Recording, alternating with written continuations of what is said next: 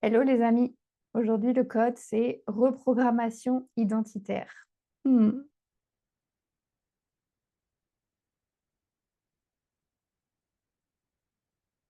Ce qui est apparu en fait à plusieurs reprises, dans plusieurs domaines, et accompagnements que j'ai fait et travaux que j'ai suivis, c'est ce concept d'identité. C'est de vraiment, j'avais comme une identité de survie où je croyais que je devais subir, que je subissais ce qui m'arrivait, que j'avais pas le choix. Donc c'est là où j'avais fait toute la série au début sur YouTube, là, ici, avec, le fatalisme, le l'impuissance acquise et cetera, tous ces concepts-là, où vraiment il fallait que je sorte du figement, du fait que je croyais vraiment. J'avais fini par adhérer au paradigme là, de la 3D qui dit que la vie, ça se résume à ça, qu'on ne peut pas tout avoir, que tu sais, des croyances comme ça où tu es là, tu entends, tu écoutes et tu finis par absorber et au fond de toi, tu dis: «Mmh mh, il existe autre chose». Donc il y avait l'identité de la survie, c'était celle qui, voilà, voulait plaire, voulait faire plaisir, en fait, se définissait par rapport à ce qui lui arrivait. Heu, n'est pas créateur, en fait. Mais à tout moment, on peut décider de sortir de la survie et de commencer à être le créateur, la créatrice de sa vie. Et donc ça demande de shifter, ça demande une nouvelle identité. Ça veut dire que j'ai plus le droit, ça fait plus partie de mon vocabulaire et de mon champ des possibles, de me plaindre, de croire que ce qui arrive est dû à l'extérieur, aux circonstances extérieures. Heu, Tout est, en co-création, en fait.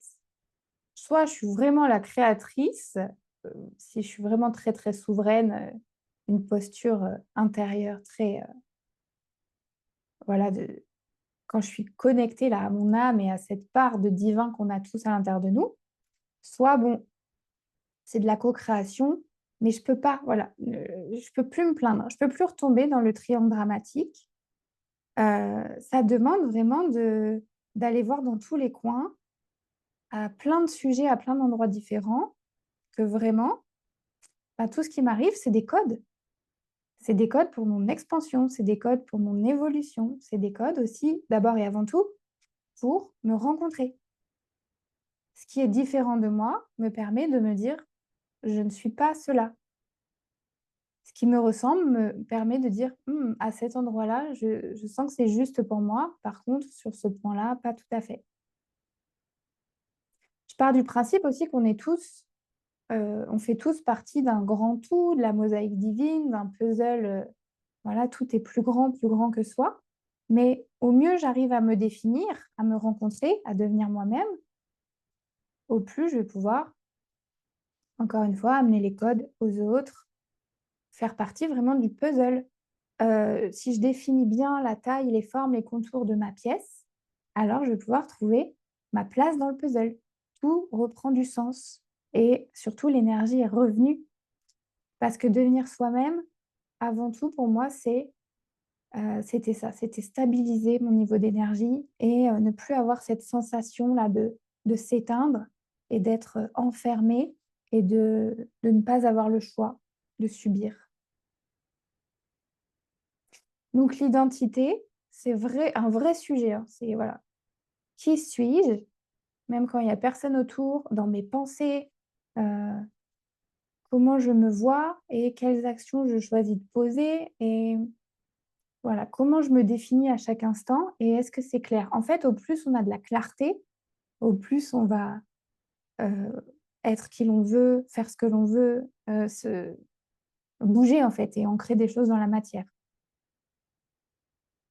Donc l'identité de survie, voilà, c'était pour plaire, c'était focus à nourrir le lien, on l'a vu dans le code précédent.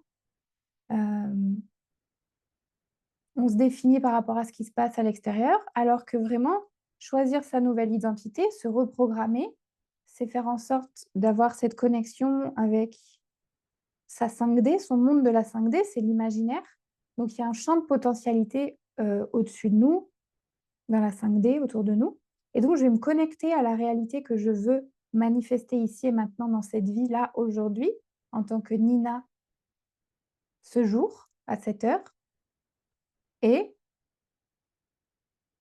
quand il y a tout un tas de blocages, de frictions et tout ça, d'aller voir que chaque chose qui va arriver, chaque chose qui va m'être envoyée, bonne ou mauvaise, ça n'existe pas, mais voilà, va être un code, va être quelque chose dont je vais faire un levier, dont je vais faire un tremplin, dont je vais faire un... Voilà. Partir du principe que la vie me veut du bien. Ne rien prendre personnellement et surtout ne rien prendre pour m'en faire du mal avec. C'est ça, devenir vraiment solide, ancrée, alignée, rayonnante, magnétique. C'est que voilà, ton regard sur la vie, il inspire parce que ben, toi, c'est sûr de sûr, quoi. Ça tressaille plus. Tu vois, les gens Je pensais à Sophie Marceau, là, qui avait perdu son haut un jour, je sais pas quoi, elle a remonté, voilà, tout le monde a vu un bout de sein ou je sais plus quoi, des trucs comme ça, où vraiment la honte, ça peut être un des gros freins.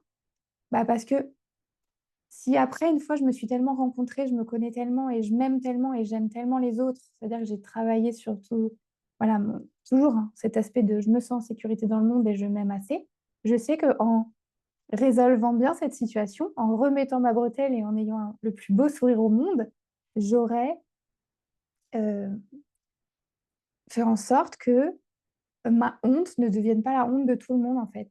Je deviens un... je sais qu'on est tous interconnectés. Mais d'abord, je me suis rencontrée. Parce qu'il y avait cette partie fort dans ma vie antérieure, enfin, dans ma précédente identité, où bon, bah, les autres passaient toujours avant, et donc je ne me connaissais pas et je m'oubliais. Mais comme j'étais pas devenue un... J'habitais pas mon corps, j'habitais pas ce que je disais, j'incarnais pas ce que je disais et ce que j'étais, ça passe comme de l'information, tu vois, du mental au mental. Tu donnes des conseils, tu essayes de mettre des trucs en place et tout ça. Tu as des relations qui sont... Tout est lourd, en fait. Il y a des frictions, il y a des... Parce que c'était pas incarné, ça passait pas par mon corps et mes filtres. Juste, voilà, une identité de je suis là pour vous, mais j'existe pas vraiment. Alors que quand ça passe à travers vraiment, ok, je suis là pour incarner ça, je veux ça, je sais que si je m'autorise à faire ça, ça va autoriser d'autres, ça permet, voilà, quand les choses elles sont bien posées comme ça à l'intérieur de soi, c'est là où ça devient puissant, sans être extraordinaire, mais puissant, vivant, incarné. Donc voilà, toujours en fait, voir si ce que tu es en train de vivre, de poser, de faire, est en train de nourrir une identité que tu connais, de l'ordre du connu, de la survie, parce que ton système, il veut te garder en vie. Il veut pas ce qu'il y a de meilleur pour toi. Et donc, voir à quel endroit, aller dans les coins, voir comment je fais pour nourrir mon identité, pour devenir la personne que je veux être, pour en tout cas oser être moi-même, devenir un peu plus moi-même, parce que je sais que c'est la clé qui fait que tout va être aligné et tout va bien se passer en fait. On a le choix. Pour moi, reprogrammation identitaire, ça veut dire on a le choix. Je ne suis plus obligée d'être qui j'ai été, ce que je croyais devoir être, mais je peux définir à chaque instant, je peux me reprogrammer à chaque instant. Je trouvais que c'était un code immense. Tu me dis en commentaire si ça te parle, si tu as d'autres codes à partager. Et moi, je te dis à bientôt. Prends soin de toi.